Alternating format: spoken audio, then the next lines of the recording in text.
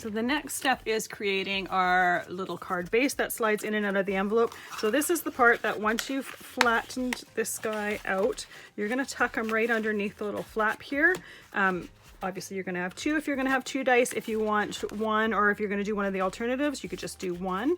But this is actually super, super simple. So you're just going to need a piece of cardstock that is 7 inches across by 5.5. Now this is going to fit into an envelope for 5x7 cards.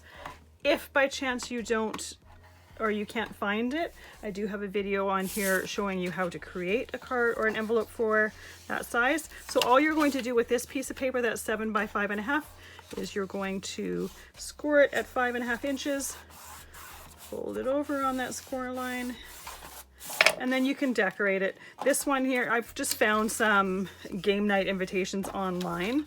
So this one here, I just printed off. It's obviously not perfect for this. You could create your own if you want. There's a lot of blank templates to choose from, and then you can customize it to what it is that you are doing. This is for, say, if you were doing a game night. If you were doing this as a birthday card for someone, you could do happy birthday, blah, blah, blah, blah, blah. So this piece, once it's folded, is 5x7. So I've got this one here cut down to 4.5 by 6.5. That can get glued right into there.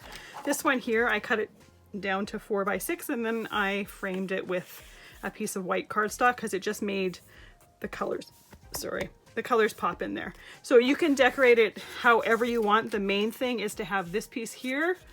Once this is folded, it ends up being 5x7 and will fit nicely into a card that is meant for 5x7 cards. So I'll see you in the next video where I'll show you some alternatives to creating dice.